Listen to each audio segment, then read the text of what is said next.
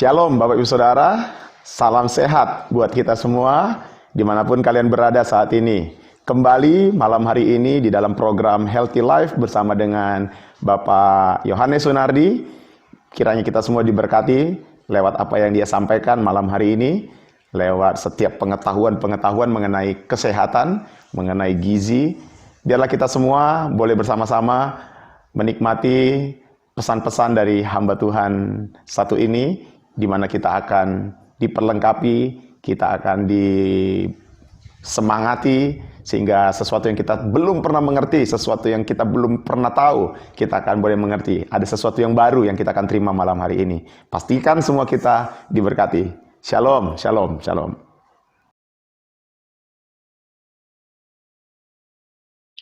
Halo, saya Yohanes Sunardi. Seperti biasanya akan memandu Anda untuk hidup lebih baik dan lebih sehat. Di edisi yang kali ini, saya akan meneruskan seri yang sebelumnya, yaitu Healthy Lifestyle atau gaya hidup sehat. Gaya hidup sehat menjadi salah satu alternatif kalau Anda ingin mencegah sakit atau yang sedang sakit cepat sembuh. Memang kita tidak akan pakai sesuatu perlakuan medis tertentu, tetapi ingat, rekaman ini bukan pengganti kedokteran. Jadi kalau Anda ada masalah kesehatan, tetap harus konsultasi di mana dokter Anda berada. Hari ini saya akan menjelaskan tentang bagaimana dari 4 gaya hidup sehat itu ada yang berpengaruh terhadap kesehatan. Kan yang pertama itu tentang pola makan, lalu tentang olahraga, lalu tentang tidur, lalu tentang mengelola stres. Nah, edisi yang kali ini saya akan menjelaskan tentang pengaruh stres, bagaimana stres itu berpengaruh terhadap kesehatan Anda. Ya, siapkan catatan, siapkan semuanya. Ini akan saya bikin sederhana mungkin supaya Anda bisa mengikuti semuanya dengan gampang. Kalau nanti Anda mau lebih tajam, Anda bisa bertanya dengan saya dengan link yang khusus. Memang saya belum bikin, tapi nanti akan kita bikin supaya Anda bisa mengikuti dengan baik. Di buku kesehatan saya juga ada sudah lengkap. Ini saya akan bahas tentang Aku Bisa Sehat, Aku Bisa Sembuh, salah satu buku terbaru saya. Dan gabungan dengan sehat dan panjang umur. Juga ada nutrisi dan imunitas. 3 buku terbaru ini akan Anda dapatkan setelah beberapa periode berikut ini ya, karena ini sedang dicetak launching terakhir. Kita sekarang siap belajar tentang bagaimana stres bisa mempengaruhi kesehatan Anda. Sebenarnya untuk membahas stres ini memang tidak mudah karena kita tidak terbiasa mengakui kita stres. Kalau kita ketemu klien, Anda stres ya? Selalu jawabannya tidak.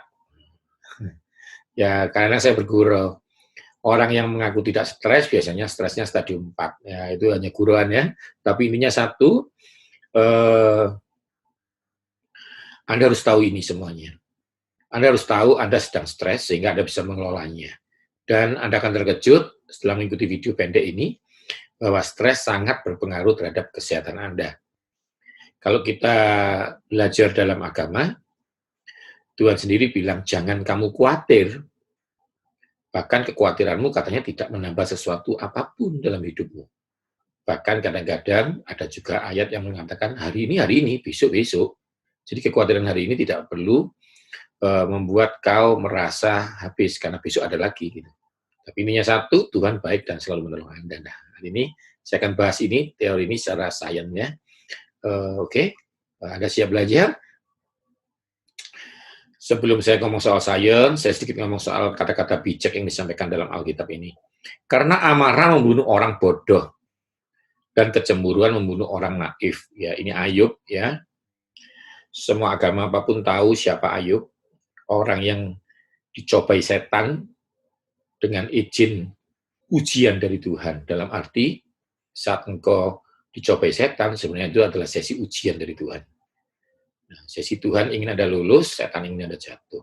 Sesungguhnya orang bodoh dibunuh oleh sakit hati, dan orang bebal dimatikan oleh iri hati. Saya ingin membuktikan ayat ini dengan sains, dengan ilmu pengetahuan, bahwa benar-benar iri hati bisa membunuh orang, sakit hati bisa membunuh orang. Bahkan nanti di edisi semangat yang patah keringan tulang, Anda akan terkejut bahwa orang marah-marah bisa patah tulangnya. Bahkan di pengkhotbah mengatakan apa? Buanglah kesedihan dari hatimu dan jauhkan penderitaan dari tubuhmu. Kalau Anda nggak sedih, nggak stres, penderitaan fisik itu hilang. Jiwa itu berpengaruh kepada fisik. Ya, kalau Anda belajar di Yohanes, 3 Yohanes itu ya, aku ingin kamu baik-baik seperti jiwamu yang baik. Ingin badanmu sehat. Ternyata ada hubungan. Ya. Nah, untuk mempercepat, kita akan belajar ini. Healthy lifestyle, gaya hidup sehat. Itu ada 4 kan, pola makan yang baik dan benar. Nanti Anda akan lihat di edisi yang lain. Lalu olahraga teratur yang benar sudah pernah di-upload, ya mungkin Anda bisa lihat. Lalu juga istirahat yang cukup itu akan disampaikan. Nah, hari ini saya akan belajar mengurangi dan mengelola. Jadi kata-katanya jangan dibolak-balik ya. Mengurangi dan mengelola. Kurangi itu gesekan. Bagaimana saya bisa mengurangi? Kurangi sedemikian kejadian yang akan menggesek Anda. Contoh, turunkan standarmu dan biarkan Tuhan memberikan sesuatu yang tidak pernah kamu pikirkan. Menurunkan standar ini bukan berarti Anda tidak berani bermimpi loh. Mengurangi stres itu maksudnya mengurangi resikonya. Contoh, kalau saya belum punya mobil, ingin punya mobil, ya, beli mobil, maaf ya saya bilang merek, mobil niaga dulu, baru mobil kelas Mercy atau sedan mahal, ya. Tapi kalau seandainya tiba-tiba dikasih, ya udah, terima kasih kepada Tuhan. Karena jurang perbedaan antara pengharapanmu dan kenyataan itulah besarnya kecewamu. Ya, itu yang pernah saya dengar dari teman saya yang di Jakarta, dia menyampaikan begini, seorang hamba Tuhan, bahwa selisihnya itu, ya, Pastor Jeffrey Rahmat bilang apa? Selisihnya antara pengharapanmu dan kenyataan, itulah kecewamu. Jadi kita harus belajar ini, bahwa kita harus belajar ya, mengendalikan, mengurangi itu bukan, menurunkan target itu bukan malas, tapi belajar kenyataan begitu ya. Dan kalau Tuhan beri yang sesuatu yang hebat ya, puji Tuhan ya. Lalu mengelola itu begini. Kalau sudah terpukul stres, itu mengelola. Kalau mengurangi itu mencegah. Kalau mengelola sering cenderung itu kalau sudah terjadi. Contoh, Anda sudah hati-hati tapi diserang orang. Anda sudah pakai helm, pakai sepeda motor, itu mengurangi. Begitu kecelakaan, nah itu ada respon-respon di sana ya, respon-respon mengendalikan setelah kecelakaan. Jadi Anda mengerti ya, mengurangi itu mencegah, tapi mengelola itu adalah setelah kena stres, tanpa harapan gempa bumi, kena COVID-19, macam-macam, itu dikelola. Bagaimana dengan pengertian-pengertian bahwa apa yang jahat bisa dirubah jadi kebaikan oleh Tuhan untuk orang yang mengasihi Tuhan. Jadi kita sekarang ikuti seri ini ya. Apakah stres? Nah, definisinya banyak ya, semua orang mengeluarkan definisi. Tapi saya akan sedikit kasih sesuatu yang sederhana saja. Ya, mungkin kalau ada yang lebih ahli mungkin ya, tapi ini akan membuat Anda mengerti dengan gampang. Stres merupakan tanggapan seseorang. Jadi ketika seseorang menanggapi sesuatu, baik secara fisik maupun secara mental. Jadi ada dua. Ya, nanti kalau kalian belajar kesehatan ada namanya stres otot, ya, cedera otot itu stres, ototnya cedera, kejang dia. Ada macam-macam ya. Baik secara mental terhadap suatu perubahan di lingkungannya yang dirasakan mengganggu dan mengakibatkan terancam. Ketika orang terganggu dan terancam apapun itu, ekonominya, pekerjaannya, pernikahannya, lalu apalagi pelayanannya, lalu apalagi sekolahnya, lalu apalagi ya kesehatannya. Ketika kau mulai terganggu, kau lihat demam, batuk, nggak bisa napas, waduh, nah itu stres dan terancam. Gangguan belum menjadi ancaman. Ketika gangguan itu sudah membuat Anda terjepit, menjadi ancaman. Jadi ini stres. Stres pertama, definisi paling gampang itu ya, ketika Anda menanggapi sesuatu yang mengganggu Anda dan mengancam Anda. Yang kedua, adanya ketidakseimbangan antara tuntutan, baik fisik atau psikis, dan kemampuan memenuhinya. Gagal dalam memenuhi kebutuhan tersebut akan berdampak parah, yaitu stres. Jadi ilustrasinya itu Anda mau meluk gunung, tangannya nggak sampai.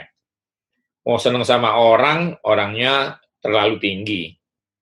Anda mau ngelamar kerjaan direktur, ngetik aja nggak bisa. Stres sendiri. Nah, ini cenderung yang dibikin-bikin sendiri. Ini maksud saya yang dikurangin. Uangnya 1 juta, kepingin beli baju 10 juta. Uangnya 10 juta, harusnya beli sepeda motor, ingin beli mobil. Kan ini agak aneh ya. Jadi kemampuan untuk memenuhinya nggak dapat, nggak punya. Jadi stres. Jadi yang pertama apa? Itu tanggapan karena ada gangguan dan ancaman. Ini cenderung dari luar. Yang ini dari dalam. Nggak mampu, kepingin. Nggak bisa mengendalikan keinginannya. Itu juga stres. Itu yang kedua. Yang ketiga adalah satu kondisi yang menekan keadaan psikis seseorang dalam mencapai sesuatu kesempatan, di mana untuk mencapai kesempatan tersebut ada batasan. Contoh, ini juga dari luar, cuma bukan gangguan langsung, tapi sistem. Contoh, lahir miskin, nggak bisa pergi ke jalan-jalan luar negeri. Ya, kalau tadi gangguan dari orang langsung ganggu, mengancam gitu, kayak perampokan apa-apa. Tapi kalau yang ini kondisi. Jadi yang pertama tanggapan dari kita karena gangguan dari luar. Yang kedua adalah keinginan kita nggak sesuai dengan kemampuan kita. Yang kedua. Yang ketiga adalah kondisi yang tidak bisa kita handle. COVID, gempa bumi, di lockdown, nggak boleh keluar rumah, disuruh jaga jarak. Nah ini repot. Ya kalau sudah menikah kan nggak apa-apa, tapi kalau belum menikah suruh jaga jarak kan berat ya. Jadi intinya satu sih, Anda harus belajar ini, ya. Karena ada 3 gangguan. Yang pertama, saya ulang lagi, tanggapan karena ada yang ganggu kita dengan jam kita. Anda harus belajar apa yang diperbuat orang jahat jadi kebaikan. Iya, supaya nggak stres. Amin kan? Ya. Lalu ada ketidakseimbangan. Anda harus belajar. Kalau Anda belajar Yusuf, Yusuf juga stres sebenarnya. Tapi dia belajar. Mimpinya dan kenyataan tidak sama. Nah, itu kondisi. Dan banyak hal ya. Intinya satu, Anda harus tahu. Ciri-ciri stres itu ada. Bapak, stres itu apa, Pak? Ada ujinya? Ada. Ada uji khusus ya, tapi itu kan bukan bidang kita. Kalau kita di bidang kesehatan fisik, ya secara fisik aja kita bisa lihat. Ya. Yang pertama, sakit kepala dan sukar sembuh. Sering sakit kepalanya. Jadi tiba-tiba sakit. Waktu saya stres mengalami kenaikan pangkat, atau kenaikan sekolah, atau bikin buku. Saya kalau bikin buku baru itu 8 langsung. Kesehatan anak, kesehatan orang tua, tentang fitness, tentang apa. Saya ingin selesai. Karena kadang saya mampu, karena saya menulis dari apa yang saya mengerti. Tapi waktu itu tidak mengizinkan saya. Stres saya. Lu kok sudah jam 12 malam. Itu contohnya ya. Jadi Anda harus bisa mengerti ini. Dan itu saya pernah sakit kepala, saya jaga makan, kolesterol saya tidak tinggi, gula darah tidak tinggi, tekanan darah tidak tinggi, tapi sakit kepala. Stres itu. Nah, akhirnya saya berhenti istirahat dan hilang sendiri ya. Lalu ada juga namanya mudah sakit dan sukar sembuh. Sedikit pilek, sedikit pusing, sedikit sakit, wah macam-macam itu ya. Sukar sembuh, kenapa? Gak ada obatnya, karena stres. Dokter diagnosa nggak ada penyakitnya ini. Ternyata ada stres ya. Kalau Anda nonton sama orang lain, katakan sebelahmu, jangan stres kamu. Nah itu, karena stres ini nggak kelihatan, ya. Tidak bisa fokus, salah terus. Gafalkan, nggak masuk-masuk, pokoknya nggak bisa fokus. Apakah saya pernah? Pernah. Nggak usah Anda, saya kasih contoh saya sendiri ya. Saya ini mau rekaman tentang kesehatan, PowerPoint-nya tentang fitness. Gimana ya, karena pikirannya kacau, nggak fokus ya. Waktu itu bersamaan dengan mama saya meninggal dunia ya, dipanggil Tuhan. Stres saya itu. Pernah bawa koper, saya masuk bandara, saya udah check-in, kopernya ketinggalan loh. Itu kan nggak fokus itu. Kalau orang seperti saya yang sudah menulis buku 25 buku lebih kesehatan, ya itu kan aneh itu kalau sampai koper ketinggalan. Tapi itu namanya nggak fokus. Naruh kunci hilang, nah, nyalakan setan. Setannya bilang pasti bapak stres ini, ya. Nah, Jadi harus tahu ini ya, nggak apa-apa. Nggak fokus itu nggak apa-apa, asal hanya kadang-kadang saja. Kalau nggak fokus lama ya bahaya. Tengkuk sakit dan pinggang sakit. Ya, tengkuknya sakit terus, tapi nggak ada kolesterol. Kenapa ya? Karena ciri-ciri tengkuk sakit kadang-kadang trigliserid tinggi juga bisa. Nggak ada batunya kok, pinggang saya sakit ya. Oh, ternyata stres. Stres ya, tapi nanti Anda nggak boleh loh ketemu orang sakit pinggang stres ya, nggak boleh, harus diuji ya. Nah, yang terakhir rambutnya rontok. Nah, ini sering ini.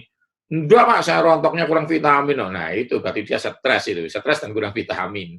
Nggak apa-apa, dipelajari saja. Ya, oke ya, jadi ngerti ya. Eh, kalau Anda pelajari ini, kita tahu paling tidak. Begitu. Kita berdoa, mengandalkan Tuhan. Sukacita, sambil mengerjakan, memecahkan solusi. Oke, bagaimana sih Pak kita bisa stres? Nah, di dalam hipotalamus, di dalam otak, ada pituitary juga kelenjar, ada kelenjar adrenal di atas dua pinggang. Jadi pinggang itu ada ginjal dua ya, biasanya ada kelenjar adrenal. Ini sistemnya seperti itu. Jadi dia marah-marah, maka hipotalamus itu kerja ke amigdala dan mengeluarkan hormon sesuatu sehingga pituitary menghasilkan sesuatu. Itu konsepnya ya. Lalu nanti adrenal mengeluarkan kortisol. Nah, kalau kita belajar ini, kita akan tahu. Kalau saya kasih ilustrasi paling mudah ya, paling mudah. Kalau pasta gigi itu dipencet keras, keluarnya banyak. Kalau dipencet pelan, keluarnya sedikit. Jadi raut wajah Anda lagi marah itu di sini ada syaraf namanya syaraf trigeminus nomor 5. Dan syaraf fasial. Kalau Anda marah-marah begitu, seakan-akan ini ilustrasi ya. Seperti Anda mencet hipotalamus, mengkondisikan dengan pituitary dan menghasilkan hormon. Adrenal menghasilkan kortisol. Kita belajar ya. Yang pertama ciri-cirinya adrenalin, epinefrin. Nah, ini otot Anda kejang, takut kan kejang gitu. Lalu nafasnya cepat. Dan sweat, berkeringat. Nah, itu tanda-tanda pertama stres. Ada yang nggak mengeluarkan tanda ini juga ada ya. Karena yang pertama di ruang AC, yang kedua dia menenangkan diri. Ada yang menghitung angka 1 sampai 1000. Tapi sebenarnya bukan itu ya. Kita harus belajar baik-baik. Kalau Anda tahan terus, maka noradrenalin akan dihasilkan.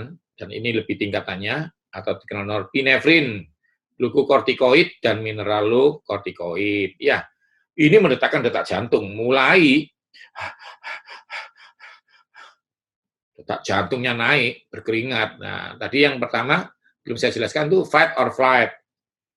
Adrenalin muncul pertama itu diciptakan Tuhan baik untuk Anda semangat. Fight or flight. Kalau nggak mampu ya flight aja. Kalau berani ya fight. Ini bukan bertengkar ya. Bikin ujian, teruskan. Kepingin ini dan sana, teruskan. Itu fight. Ya, flight ya udah mundur teratur aja. Nanti kan bisa ya. Nah, sekarang kita ngomong soal norepinefrin. Nah, norepinefrin ini meningkatkan detak jantung dan tekanan darah. Karena itu orang stres itu harus minum obat darah tinggi, nggak bisa sembuh-sembuh. Darah tinggi yang nggak bisa sembuh ini kan ya karena stres. Stres karena apa? Yang pertama karena darah tingginya sendiri. Gara-gara teman-teman medis bilang ini nggak bisa sembuh, minum obat seumur hidupmu. Nah, itu stres. Anggap aja kalau memang harus minum obat seumur hidup ya, kan nafas juga seumur hidup. Supaya nggak stres, ya. Jadi dibikin gampang saja. Kalau Anda masih hidup hari ini, Tuhan masih berkati Anda. Ya. Kalau Anda masih hidup hari ini, penyakitmu tidak terlalu mengganggu kamu, cuma harus waspada dan berusaha memperbaikinya. Lalu memicu gula itu dihasilkan. Jadi kalau Anda makan nasi berlebihan ya, itu gulamu disimpan di glikogen, di hati dan di otot, itu dipecah. Untuk apa? Untuk fight or flight. Sedangkan Anda tidak sedang makan, maka tubuh memecahkan gula jadi-jadian dari cadangan itu. Gluconeogenesis namanya. Ya, kejadian gula dari yang baru, dari yang bukan, dari gula. Itu namanya ya, dari protein dan dipecah semua lemak dipecah. Itu orang stres jadi kurus. Lupa itu kok stres ada yang gemuk ya, itu makannya lebih banyak daripada stresnya. Ya. Intinya satu, ya, Anda harus semangat, ya. Jadi kalau Anda tahan, Anda punya resiko sakit gula dan darah tinggi. Nah, ini yang paling bahaya, kortisol. Amigdala itu tempat pusat ketakutan sama hipokampus. Kalau sudah ini memang agak berat ya. Suppress the immune system. Nah, daya tubuhnya turun. Drop, gampang sakit. Ada satu saat kita mengalami COVID-19, terus kita takut gitu, stres. Belum kena virus sudah gampang sakit. Kenapa? Karena daya tubuh turun. Jadi jangan stres. Waktu Tuhan bilang, jangan kamu khawatir, itu Tuhan nggak mau daya tubuhmu turun. Increase blood pressure, ya. Jadi resmi sudah darah tinggi dan diabetes. Bahkan kalau Anda baca yang di bawah itu, jerawat, ada yang jerawat nggak sembuh-sembuh, soalnya stres. Karena itu anak-anak kita itu berjerawat itu waktu ujian. Pasti itu sudah berjerawat, stres soalnya. Jadi kalau saya lihat anak saya berjerawat, ya sudah jelas itu. Kalau nggak UTS, ya UAS atau ujian negara. Obesity, nah ini kalau di pasien-pasien fitness, gemuk, nggak bisa kurus-kurus ya karena stres. Itu ya. Nanti akan lebih jelasnya di edisi yang lain tentang obesitas. Supaya Anda bisa ngerti. Ada juga yang Nas mengatakan hati yang gembira adalah obat yang manjur. Kok bisa, Pak? Ya, kenapa? Karena waktu Anda senang, senyum, hipotalamus menghasilkan ini, pituiterinya, endorfin. 200 kali lebih kuat daripada morfin. Jadi orang kalau senang, wah demamnya turun, dapat berkat banyak. Saya sering bergurau, kalau suami-suami mau istrinya sehat ya, istrinya dibelikan mobil rumah baru aja. Kan lebih sehat nanti. Tapi takutnya kan suaminya stres, jadi stroke suaminya. Tapi apakah stres dan stroke itu ada hubungan? Ada, nanti di materi tentang stroke. Dari pola makan, olahraga, stres, dan kurang tidur. Untuk suatu hubungan yang tentang suami istri, senangnya karena oksitoksin. Jadi kalau yang masih pacaran ya, lihat pacarnya keluar hormon oksitoksin, jadi sehat nanti ya, jadi senang, sakit jadi sembuh. Itu namanya hormon sukacita. Hati yang gembira adalah obat yang manjur. Semangat yang patah keringan tulang, nanti akan saya jelaskan bahwa stres bisa mematahkan tulang di edisi osteoporosis. Nah, sekarang kita ngomong dopamin. Dopamin juga bikin semangat ya. Wah, kalau lulus dapat apa? Nah, itu dopamin. Nah, energi dari serotonin. Ini sesuatu yang tidak tajam, tapi intinya nanti ada di buku saya tentang food and mood. Itu materi khusus makanan yang mempengaruhi mood Anda. Contoh, minum kopi, salah, tidak. Tapi kalau minum kopi, ada sesuatu masalah, pasti emosi. Karena dia bersifat kafein, stimulan. Ya, minum air putih, anakmu kecelakaan, Anda khawatir tapi tidak meledak. Nah, itu beda-beda. Tapi itu akan saya bahas nanti ya. Anda kita fokus dulu tentang stres dan kesehatan. Bagaimana mengelola stres? Tadi Anda sudah tahu ya, stres itu sudah pasti bikin gampang sakit, gula darah naik, dan banyak-banyak tadi ya. Sudah tahu ya, belajar ya. Jadi sekarang, saudara tugasmu satu, berdoa, terus lalu mengelola. Karena nggak bisa, karena iman tanpa tindakan sia-sia. Jadi kita harus belajar mengelola stres. Yang pertama, ibadah. Kalau Anda kebetulan bukan Kristen, melihat video ini, apapun agama Anda, ya ibadah. Minta tolong kepada Tuhan, ya. Kalau Anda Kristen, ya berdoa sama Yesus. Gitu. Jangan telat makan. Ya, makan tuh bisa bikin senang, bisa bikin stres. Kalau telat ya stres. Karena itu orang puasa emosi aja. Begitu berbuka puasa senyum-senyum. Ini tidak semua ya, ini hanya bergurau, tapi ini Anda ngerti ya. Jangan telat makan. Karena hormonnya yang keluar adalah grelin. Apakah grelin? Nanti saya akan bahas khusus tentang apakah lapar, apakah kenyang. Nah, itu ada materinya sendiri. Olahraga teratur. Nah, kalau Anda olahraga teratur ya pasti. Nggak ada orang olahraga sama marah-marah, itu tidak ada. Ya. Nah, marahnya setelah alatnya, kalau di fitness center itu olahraga bertengkar itu gara-gara alatnya diambil, stres dia. Tapi olahraga sendiri, terutama kardio, membuat Anda nggak stres. Yang ketiga, menonton bioskop. Nah, coba dong lihat suka habis ke horor. Loh ini kok stres? Ya kamu lihat horor. Enggak, dia gembira kalau lihat kamu horor, ya udah. Ya, saya sih nggak suka. Saya sukanya sih ya film-film action gitu aja, sekedar refreshing ya. Saya sih sukanya baca, suka nonton ya sebenarnya. Iya, sekali-sekali, terutama sama anak ya nonton. Ya, senangnya bukan nontonnya saya, sama anak saya nontonnya begitu ya. Setiap orang punya sendiri. Ini cuma tips saja, sekedar tips ya. Lalu menelepon sahabat. Cuma kayak kadang-kadang telepon sahabat ini macam-macam ya. Jadi Anda harus pilih sahabat, dikategorikan nih sahabat yang menyenangkan. Ya, kalau Anda ketemu sahabat, sahabat Anda bilang, "Loh kamu kok gemuk?" Stres nanti Anda. Udah, dihindarin aja sahabat-sahabat seperti itu ya. Mungkin dia agak jahat, tapi nggak bisa cara ngomongnya. Jadi akhirnya yang keluar itu, ya itu. Tapi kalau, ya itulah, ya intinya yang harus punya sahabat. Melihat hal yang lucu. Nah, ini saya senang ini ya toh. Saya kadang-kadang ya lihat hal lucu-lucu ini, jadi saya tertawa-tertawa sendiri. Tapi setelah itu nggak stres, ya nggak apa-apa. Nah, ini buku-buku saya tentang nutrisi dan imunitas, sehat dan panjang umur, dan sehat dan sembuh. Anda bisa lihat Instagram saya, channel ini juga, Yohanes TV.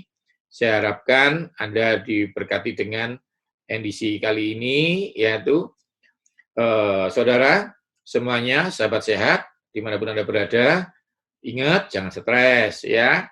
Ingat tadi itu bisa bikin diabetes, bisa bikin kolesterol, bisa bikin macam-macam. Ya, karena tadi apa? Bikin darah tinggi, serangan jantung, dan banyak hal. Ya, saya harapkan Anda mengerti. Sekarang nggak usah stres lagi. Apa yang terjadi dikelola, diselesaikan. Kalau yang belum terjadi, jangan dilakukan. Ikuti seri kesehatan saya yang lainnya, pastikan Anda mengikutinya.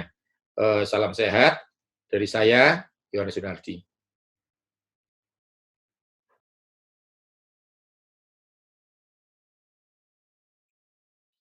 Halo, saya Yohanes Sunardi, seperti biasanya akan memandu Anda untuk hidup lebih baik dan lebih sehat ya. Tapi kali ini, di edisi yang berbahagia ini, kita akan membahas tentang healthy lifestyle, yaitu jadi ini seri sebelumnya sudah membahas healthy lifestyle yang seri sport, olahraga, sebagai hidup sehat. Yang satunya juga saya sudah mulai membahas tentang jangan stres ya, atau mengelola stres. Ya, nanti ada belajar bahwa stres bisa merusak pola makan yang baik, tidur Anda tidak berkualitas, dan pola makan Anda seakan-akan tidak berguna ya. Jadi hari ini kita akan belajar ini, yaitu dari pola makan yang baik dan benar ya. Jadi kita akan bahas ini, siapkan catatan Anda, kita akan membahas ya. Jadi diet itu apa sih? Begitu ya. Sebelum kita bicara agak panjang, kita akan bahas dulu diet itu apa. Kita akan lihat materi dulu. Jadi diet itu adalah sebenarnya pola makan yang baik dan benar, atau pola minum yang baik dan benar. Proper diet yaitu pola makan yang benar ya. Jadi diet itu bukan tidak makan, tapi ngatur pola makan. Ini yang seringkali kita salah. Diet garam, tidak pakai garam. Salah, diet itu menggunakan garam dengan ukuran semestinya. Ya, karena setiap orang spesifik ya. Gaya hidup sehat itu ada 4. Yang pertama, pola makan dan minum yang benar. Itu hampir 60%. Lalu olahraga yang teratur, ya 20%. Dan istirahat yang cukup, 20%. Jadi hari ini kita akan bahas paling banyak 60%. Tapi semuanya ini batal kalau Anda stres. Karena itu di edisi stres Anda belajar bahwa mengurangi dan mengelola stres itu penting. Sebelum Anda belajar tentang bagaimana ini makanan, diet, kita harus tahu fungsinya dulu. Yang pertama adalah memastikan fungsi tubuh berjalan. Jadi Anda pastikan tubuh Anda berjalan fungsinya. Bisa melihat, bisa mendengar, bisa berjalan, bisa duduk. Ya, nanti pasti ada sesuatu kekurangan kalau Anda tidak bisa itu. Contoh, Anda ke dokter, Anda bilang, "Dok, kok saya tidak bisa mendengar? Dok, kok saya tidak bisa berjalan? Dok, kenapa saya habis duduk, berdiri itu pusing?" Nah, itu fungsi-fungsinya terganggu. Itu kita belajar fungsi tubuh, ya, nutrisi yang membuat fungsi tubuh berjalan, functional food namanya. Dikatakan semua boleh tapi tidak semua berguna. Itu ya, Anda bisa belajar itu. Lalu juga perbaikan, membangun, ya, building food. Ya, Alkitab juga mengatakan semua boleh tapi tidak semua membangun. Nah, itu apa? Membangun rambut, membangun daya tahan tubuh, membangun kulit. Ya, jadi kulit Anda ini melakukan satu regenerasi, ya. Lambung, fungsi jantung, perbaikan, setelah dipakai bertahun-tahun, tulang Anda, mencegah osteoporosis, ya, kuku, ya, zinc, wah, macam-macam itu ya. Nanti kita akan belajar di edisi organ tubuh. Sekarang kita juga yang lainnya memberikan energi. Jadi beda ya. Yang satu memastikan fungsinya berjalan, yang satu memastikan bisa berjalan. Nah, itu. Memastikan fungsinya berjalan, contoh, knobelnya itu jalan enggak? Tapi kalau energi itu air akinya, din-din. Nah, ada air akinya, kenapa enggak bunyi? Belnya macet. Fungsi itu enggak macetnya. Contoh, mata itu rusak enggak organnya? Itu harus ada nutrisinya, misalnya vitamin A.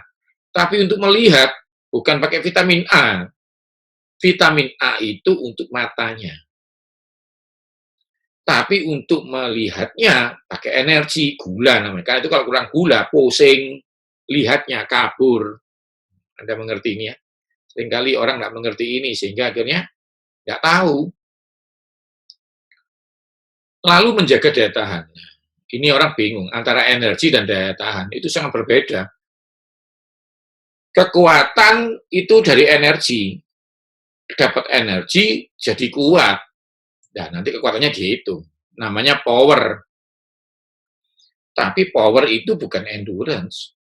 Contoh, ada orang bisa main badminton, punya energi, tapi ronde kedua pingsan. Nah, itu energinya enggak panjang. Nah, namanya daya tahan. Itu ada nutrisinya sendiri, karena itu atlet, kita kasih ini supaya dia bisa bermain beronde-ronde.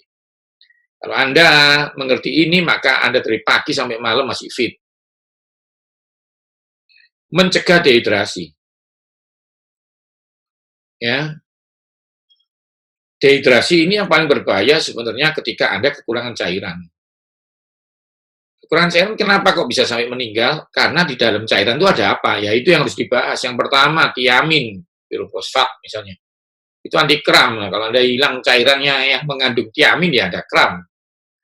Tapi kalau yang hilang cairannya itu mengandung kalium, ya ototnya yang kejang-kejang. Nah, itu bisa jantung juga dan banyak hal. Karena itu ada orang tanya sama saya tentang hidroponik. Nah, itu cairannya itu yang mengandung mineral sebenarnya. Ya, jadi jangan dehidrasi. Jangan minum kalau haus. Minum sebelum haus. Karena kalau Anda sudah minum saat haus, ya berarti Anda sudah dehidrasi. Biasanya air kencingnya berwarna tidak jernih lagi. Lalu meningkatkan imunitas. Ini. Karena itu kalau saya lihat di TV, di mana mungkin Anda juga bisa lihat, penderita COVID dalam pemulihannya COVID-19 juga harus makan yang lebih bagus. Karena daya tahan tubuh ini bahan bakunya dari mana? Ya dari makanan. Infus saja tidak bisa bekerja sendiri. Ya, harus diganti dengan dicampur dengan makanan. Ada food supplement, ada suplemen, ada food. Ya. Jadi kita bahas lebih detail. Nah, ini kita belajar tidak pasti, tapi ini yang membantu kita mengerti. Saya kasih tahu dulu ya, ini tidak pasti, tapi ini membantu kita mengerti, sehingga kita bisa aturkan pasien kita ini makannya kapan. Ritme sirkadian, nah nanti Anda lihat ya, saya bacakan dari yang merah dulu, Anda lihat yang merah. Siklus pembuangan, buah atau makan pagi. Jadi memang ini jam eksklusif Anda masukkan buah. Saya sih favoritnya pepaya ya, seratnya bagus, harganya itu tidak mahal, ada di mana-mana. Kalau saya keliling kemana-mana, pepaya pasti ada. Dari Amerika saya keliling Philadelphia, saya keliling Perth, saya ke Arab pun, Ada Bapak ya. Indonesia itu dari Papua sampai Medan, Jakarta. Nah, itu ya. Jadi dari buah potong dijual dari paling bawah sampai supermarket paling mahal. Jadi ini buah paling bagus, warnanya oranye, vitaminnya lengkap. Saya sering mengatakan ini gabungan antara apel, ya, kiwi, jeruk dan macam-macam. Nomor 2 paling favorit saya adalah jeruk. Air jeruk, nah itu daya tahan tubuh Anda pasti meningkat. Orang bertanya, saya ini kadang-kadang kalau bekerja dari pagi sampai jam 12 malam, tidur 4 jam, bangun, saya masih bisa bekerja. Saya bisa olahraga, saya bisa presentasi, saya bisa menggambar, bisa main musik, saya bisa olahraga. Bahkan kadang-kadang saya keluar dari pesawat terbang, itu Amerika ya, 20 jam lebih, saya tidak jet lag, saya langsung khotbah, bisa. Pulang dari Amerika langsung khotbah, tidak pakai istirahat. Nah, itu nutrisi ya, digabung dengan olahraga dan tidak stres. Ya, banyak ya gabungannya. Ingat ya, karena itu healthy lifestyle ini tidak bisa dilakukan satu. Nah, jam 4 pagi ya, sampai jam 12 pagi, siang ya, kurang lebih siang ya, itu siklus pembuangan. Jadi kalau Anda, maaf, BAB di antara jam itu, toksinnya hilang. Bagaimana dengan BAB kalau sore hari dan malam hari? Ya, itu ekstra ya. Tapi intinya menurut saya ini, dibiasakan aja.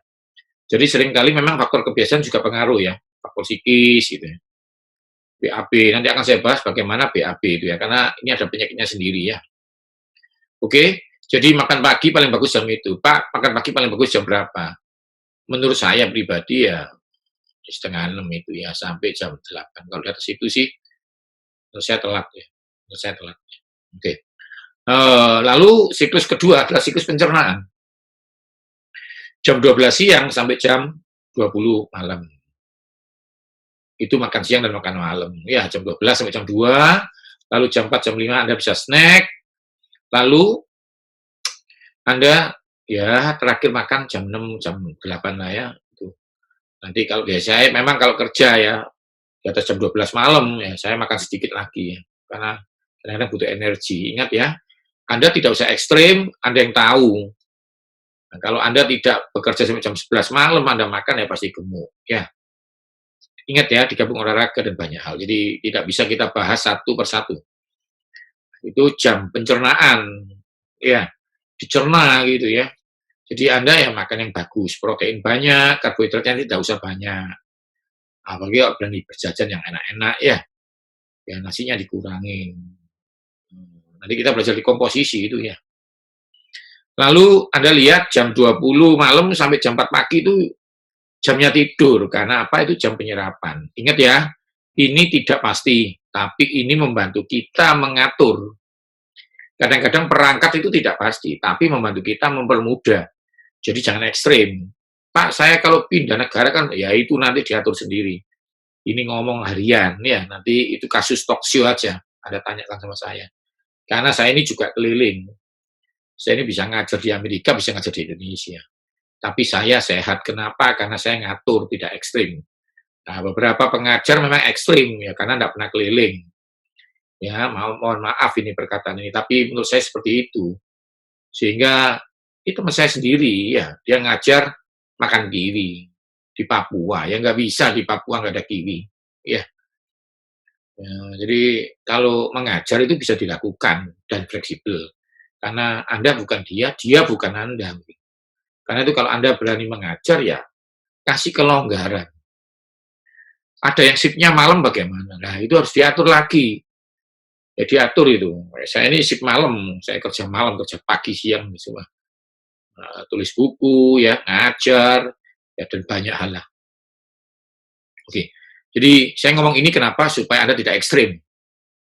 Karena kalau Anda ekstrim, Anda yang rugi. Tidak boleh, ya tidak ada buku pengganti dokter, itu tidak ada. Seminar seperti ini pengganti dokter nggak ada. Tetap konsultasi dengan dokter.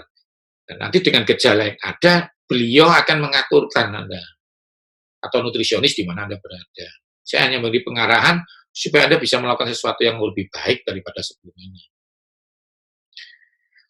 Nah, jadwal makan secara umum itu seperti ini kurang lebih. Ini berdasarkan tadi ya, Anda lihat ya. Jam 4 sampai jam 12 itu makan pagi. Nah, Anda lihat ya, makan pagi itu jam 6 gitu ya. Ya, nanti Anda lebih sedikit lah, bangunnya jam berapa, bangun jam 7 ya, makan jam 7. Jam 9 Pak, ya makan. Pokoknya semakin mendekati lebih dari jam 6 ya nasinya dikurangin ya. Sedikit aja. Jam 8, jam 10 ini buah masuk. Bagus ini. Ya, gitu ya. Lalu ingat, kita lihat teorinya tadi, jam 12 siang sampai jam 8 malam, itu kan jam pencernaan. Nah, gitu makan siang. Proteinnya double, ya sayurnya oke itu. Nah, kalau saya pagi sudah makan pecel ya, siang nggak usah pakai sayur. Steak yang enak gitu. Pak, nasi padang, silakan. Rendang, nggak apa-apa, satu. Ya, satu potong, jangan 1 kilo. Ya, nasinya, Pak saya mau lauknya double, nasinya setengah. Pak mau lauknya 3, nasinya seperempat. Gitu. Jadi ingat jangan ekstrim. Nah, kalau memang badan Anda lebih besar daripada yang lain ya, jangan sama. Mana bisa mobil Land Cruiser dibandingkan dengan mobil kecil ya nggak bisa. Ya, jadi kalau orang itu berjalan kaki dibandingkan dengan naik mobil ya beda. Atlet, nah, karena itu nutrisi itu dihitung per gram berat badan. Protein itu 1 gram per berat badan untuk hidup, bukan untuk menambah berat badan. Binaraga itu 3 gram per berat badan. Pada ginjal ya tidak dipakai. Anda meniru pola makan binaraga, Anda tidur ya tidak bisa. Karena itu jangan ekstrim. Lakukan sesuatu dengan teori dan praktek dan kondisi Anda. Dan ingat, konsultasikan. Ya, kalau sama trainer fitness ya konsultasinya jangan makanan, gerakan yang benar. Kalau sama ahli pangan kayak saya tanya makanan, jangan tanya kesehatan. Ya saya cuma bisa ngasih pengarahan, tapi kalau tanya organ ya spesialis. Jantung ya ke spesialis jantung, tulang ya ke osteoporosis. Mengerti ya? Jadi itu penting sekali pengajaran ini supaya Anda tidak salah. Jam 4 sampai jam 5 itu buah lagi atau snack. Kalau saya ingin jajan pasar ya 1 potong, jangan 1 dus. Buah ya jangan banyak. Kalau semangka ya 1 potong. Ya intinya jangan banyak. Ya kelola itu double protein boleh. Seberapa sih Anda makan protein? Hindarin makan buffet kalau tidak diundang pesta. Karena apa? Anda tidak akan terkontrol. Tapi kalau Anda makan ala carte pasti terkontrol. Lalu makan malam ya kita lihat prosesnya sampai jam 8 malam. Nah, jadi jam 6 sampai jam 8 itu makan malam. Kalau saya sih karbohidratnya dikurangi drastis ya. Kalau siang udah banyak ya saya ingin makan enak siang. Saya suka ayam goreng ya toh, penyet gitu ya, sambel, makan banyak. Malamnya dikurangin ya sekedarnya aja nasi. Asal hidup aja ya. Protein double begitu. Ya ini memang mungkin tidak enak bagi pendengar-pendengar beberapa orang yang ekstrim. Tapi bagi saya Anda harus hidup dengan baik. Nah, nanti kalau Anda mau konsultasi khusus, baru beda. Lalu yang terakhir snack. Nah ini mencurigakan orang tanya sama snack apa ya? Dipikir ya. Saya sih susu kalsium, ada yang yogurt, ada yang banyak hal. Ini terutama untuk Anda yang masih akan bekerja. Oke ya? Ini umum, secara umum. Minum juga seperti itu. Ini saya aturkan secara umum aja. Nanti untuk kebutuhan minum khusus saya bahas. Ya, tentang yang Anda harus tahu tentang minuman. Jadi kita bahas itu semuanya. Kopi, teh, boleh apa tidak itu di materi yang Anda harus tahu. Ini seri edukasi ya. Jadi saya bedakan memang seri edukasi dan seri talk show dan seri yang Anda harus tahu. Yang Anda harus tahu itu per itemnya, edukasi itu secara umum seperti ini. Ya, kurang lebih 8 gelas sampai 9 gelas. Itu saya udah hitung, kecuali Anda raksasa, binaraga, bisa sampai 12 gelas ya. Terus berani minum 1 kopi, harus nambah gelas 1 kopi, begitu aja. Karena 1 gelas kopi membuang air 1 gelas. Ini hitungan saya pribadi ya, bukan teori. Jadi intinya karena sifatnya diuretik. Jadi ya jam 5 sampai jam 7 1 gelas, jam 9 sampai jam 10 1 gelas, jam 12 sampai jam 2 2 gelas, kurang lebih itu ya, karena siang kan cenderung panas ya. Pak, bagaimana kalau dingin? Saya waktu di Turki ya, dingin itu, saya ngomong keluar asap itu, ternyata kadar air sehingga bibir saya pecah-pecah. Karena itu kalau di tempat salju, kemarin saya di Colorado itu salju sampai hampir ya 1 meter. Saya ikut apa serok-serok salju itu ya. Saya tinggal di rumahnya sahabat saya, Pastor Jimmy itu. Waduh, sama Pastor Daniel. Itu di Colorado, dingin sekali itu. Nah, saya harus minumnya banyak, pakai ini masih ditambah liber, kalau enggak pecah. Nah, kalau Anda enggak percaya, itu kalau Anda kerja di kantor, ya pasti Anda pakai namanya kayak hand body. Kenapa? Ya supaya tidak dehidrasi. Lalu jam 4 sampai jam 5 ini 2 gelas lagi, karena Anda banyak berpikir, karena banyak aktivitas. Kalau enggak nanti Anda kram, ya. Nah, ini yang Anda harus tahu. Lalu jam 6 sampai jam 20 dikurangi 1 gelas saja, ya. Lalu jam 10 1 gelas, kalau perlu ya setengah gelas saja, karena kalau Anda kebanyakan air nanti Anda kencing-kencing. Tapi kalau enggak minum, ya Anda dehidrasi. Ini kurang lebih ya, secara umum ya. Ingat jangan ekstrim, tapi mengerti, itu yang saya harapkan. Itu sih ya yang perlu Anda ketahui tentang minum. Nanti itu lebih tajamnya, ingat seri yang Anda harus tahu. Yang Anda harus tahu soal karbohidrat, yang Anda harus tahu soal protein, itu beda lagi. Ini diagram diet yang adekuat, maksudnya apa? Yang sempurna, ya, yang bagus gitu. Jangan telat makan dan minum. Nah, yang penting jangan telat dulu. Yang penting jangan telat dulu. Saya itu eh, ngajar ini 20 tahun lebih ya. Saya udah lihat orang yang rewel-rewel itu ya, pasti sakit. Ya kalau rewel di kota, di tempatnya ya enggak apa-apa. Tapi kalau Anda traveling, ya Anda sakit. Kalau Anda sakit, ya Anda opname. Jadi bagi saya jangan telat makan dulu. Saya tidak membuat Anda makan salah ya. Jangan telat dulu, itu penting. Untuk supaya nggak telat apa? Siapkan, direncanakan. Yang kedua, jenisnya benar. Tadi itu loh, berguna nggak?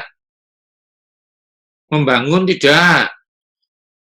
Lalu jangan kecanduan. Ya. Dikatakan di Alkitab begini, semua boleh tapi tidak semua berguna.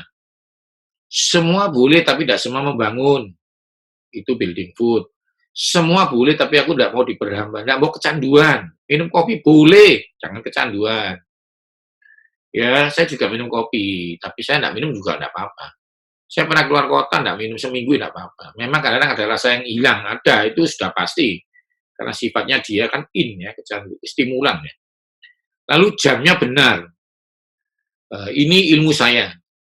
Ya, saya udah ngatur ini. Karena saya tidak cuma mengatur Anda sehat, saya ini mengatur, saya pernah melatih Miss Indonesia, beberapa artis, ya, karena saya sekarang cuma menulis buku ya, dan saya hanya berkhotbah dan menyampaikan materi kesehatan aja di bank ya. Jadi intinya sebenarnya tidak semudah itu Anda bicara, karena ada nanti namanya diet untuk kecantikan. Diet itu ada 5 ya. Yang pertama diet sport, ini jangan ditiru ini kalau Anda tidak olahraga. Bahkan sama-sama olahragawan tidak boleh niru diet binaraga dan diet badminton. Yang satu kecepatan, yang satu kekuatan dan endurance.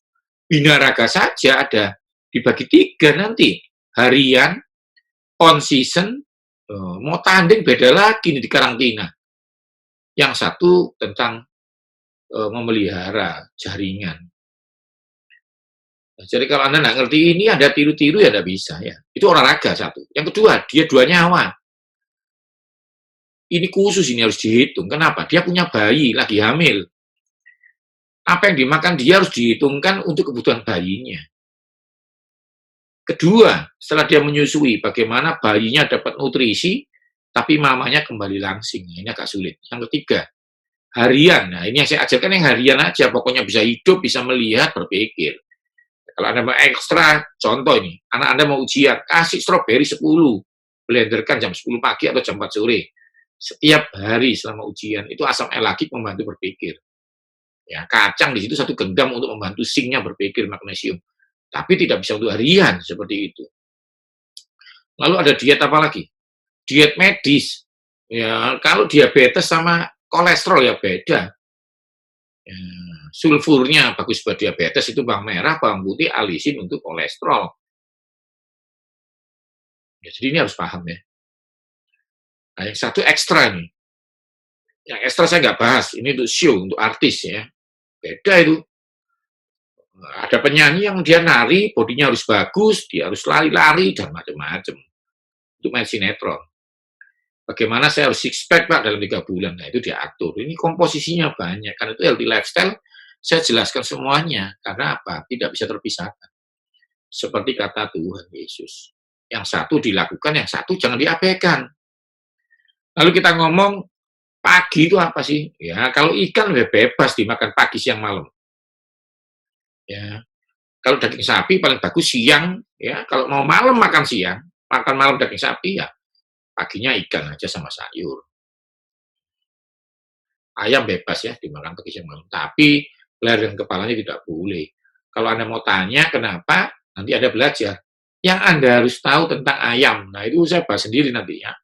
Saya mau bikin ini bagus supaya Anda semua bisa belajar dengan baik. Jumlahnya benar. Nah, ini jangan berdebat ini. Saya paling ini tanda petik ya, pusing kalau kena pasien tuh berdebat. Ya pinter tapi berdebat. Contoh ini, Pak, kenapa saya tidak boleh makan sama dengan suami saya? Loh, ada perempuan, hormonnya beda. Suami Anda testosteron, Anda estrogen. Suami Anda harus gempal, harus berotot, Anda kan harus halus badannya. Ototnya lunak gitu ya, strength, kuat gitu. Anda aerobik, suami Anda binaraga. Ya pasti beda. Kalau Anda tidak mengerti ini ya tidak bisa. Ya, jadi ini yang Anda harus belajar. Lalu porsinya ini ya beda-beda. Kalau pagi dan siang dan malam mau tidur ya karbohidratnya dikurangin, proteinnya enggak apa-apa gitu ya, seperti itu. Kurang lebih ya. Nutrisi yang baik sangat penting untuk sistem kekebalan yang kuat dan dapat menawarkan perlindungan. Nah, ini ada makro, ada mikro. Ingat, setiap kali makan harus ada protein, ada karbohidrat. Komposisinya bisa Anda atur. Saya lebih senang Anda mengurangi karbohidrat misalnya 2 sendok daripada tidak makan. Karena kalau dia harus ngambil dari protein dan dari lemak Anda, pasti terjadi peradangan dan demam. Bolehkah itu? Boleh. Tapi kalau diatur, kalau ada orang diet misalnya tidak pakai karbohidrat, biasanya dengan nutrisi diganti karbohidrat cair atau macam-macam yang Anda tidak tahu sehingga Anda merasa tidak pakai karbo dan Anda bercerita kepada teman-teman. Nah, itu salah nanti. Mikro itu buah dan sayur, nggak usah mikir ya, saya kasih ilmu gampang aja. Mikro itu tukang, dia itu koenzim dan kofaktor. Paling gampang nih, daging yang Anda makan, kalau kena vitamin jeruk, vitamin C gitu ya, untuk daya tahan tubuh. Daging kalau ketemu zinc untuk kuku, untuk daya tahan tubuh juga.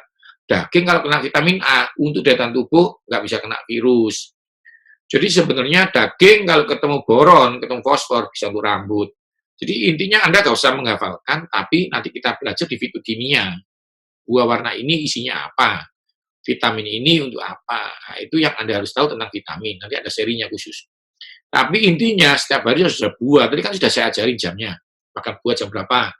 Makan sayur di antara siang dan malam. Kalau sudah malam mau makan sayur, ya udah paginya kurangin. Nggak usah terlalu banyak, nanti pasti bermasalah ya.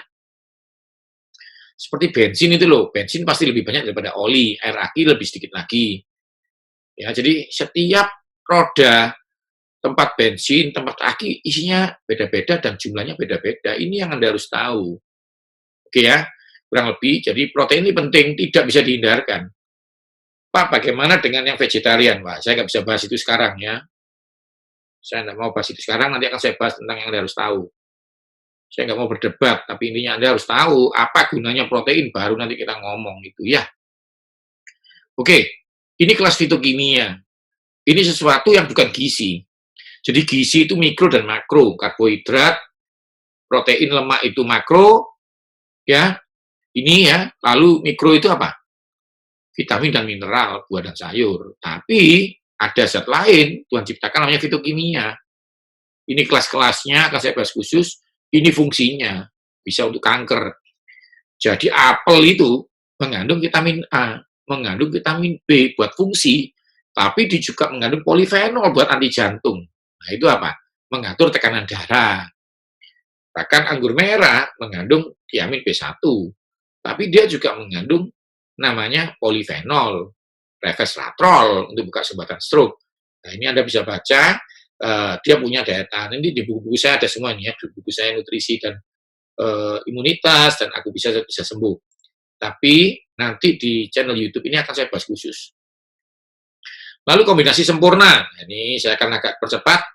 Harus ada karbohidrat, ada protein, ada vitamin. Kalau mau makan udang tanpa kepala, nanti kalau mau tajam, yang Anda harus tahu tentang vitamin ya. Pokoknya Anda bayangkan aja, harus ada nasinya dikit. Mau nasi merah, nasi putih terserah. Ya, kalau Anda diabetes baru saya atur. Kalau enggak, jangan diatur seperti itu. Nanti Anda stres. Lauknya digoreng sekali-sekali, silakan. Ya, pokoknya jangan takut. Jangan makan minyak gorengnya. Ikannya goreng aja dimakan sedikit ya. Lalu ini juga bagus, ada protein. Sop ada dagingnya. Ya, jangan sop sama perkedel aja. Sop sama tempe bagus, sop sama telur bagus, sop sama daging sempurna ya. Nasinya jangan banyak. Ini yang salah, bakmi sama nasi. Gitu. Bakmi itu boleh, ya ada yang bilang nggak boleh. Bagi saya boleh. Ini karbohidrat ganda, jadi insulin tidak bisa menekan kalau karbohidrat ganda. Pak saya bisa, mungkin masih muda, jangan dilatih. Jadi saya nggak mau berdebat, tapi intinya satu ini dikurangin. Kalau mau makan mie silakan, pakai telur. Mie telur sayur, nasi sama telur, nasi sama lauk, silakan. Jangan digabung. Nah, ini yang tidak boleh dimakan sebetulnya. Jeroan apapun alasannya. Ini yang dari aliran saya ya. Saya tidak mau berdebat. Pak, ini ada vitaminnya, tapi ada resikonya. Seperti ikan bersisik dan tidak bersisik itu. Sama ada. Ini juga ada vitaminnya. Tapi sudah pasti secara agama nggak boleh, secara ilmu saya nggak boleh, pengetahuan saya. Karena ada resikonya, lemak jenuhnya. Loh Pak, ikan tuh lemak. Bukan, ikan tuh minyak. Nah, itu nanti Anda harus belajar. Yang Anda harus tahu tentang ikan, itu beda banget. Minyak dan lemak itu beda. Karena itu minyak itu cair, bagus. Tapi lemak itu menyumbat. Nah, ini saturated fat, seperti margarin. Karena itu ikan tidak disebut lemak, minyak ikan. Nah, itu nanti akan saya jelaskan ya. Oke, ini buku saya. Nutrisi dan Imunitas, Sehat dan Panjang Umur. Aku bisa segera sembuh. Ikuti selalu saya di channel Yohanes Sunardi TV ini dan Instagram saya ya.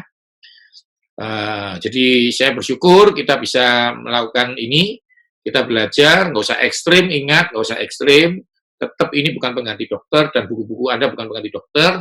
Konsultasikan dengan dokter dimanapun Anda berada dan nutrisionis dimanapun Anda berada. Saya pribadi memang sudah tidak menerima konsultasi pangan ya, karena saya sudah menulis, saya sudah mengajar, memberi sertifikasi kepada teman-teman trainer. Jadi silakan Anda tanya dimanapun, sama ya sama. Cuma tolong tanya yang bersertifikasi ya. Saya senang, ingat ya semuanya sudah selesai. Ini tidak dalam, tapi menurut saya cukup mewakili ya untuk Anda hidup sehat. Nanti ikuti seri-seri selanjutnya. Karena nutrisi ini bersemester-semester ya, sekolahnya aja itu S1 aja 8 semester ya, belum S2 dan S3 dah. Intinya satu, belajar, upgrade, ikuti perkembangan, ikuti sumber yang benar. Oke? Salam sehat dari saya, ikuti Healthy Lifestyle seri yang lainnya ini. Oke ya?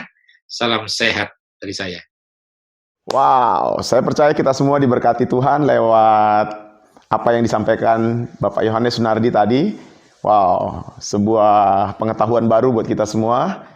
Bapak Saudara jangan lupa di Rabu depan kita akan kembali bersama-sama di dalam program Healthy Life bersama dengan Bapak Yohanes Sunardi. Pastikan saudara diberkati lewat program-program ini.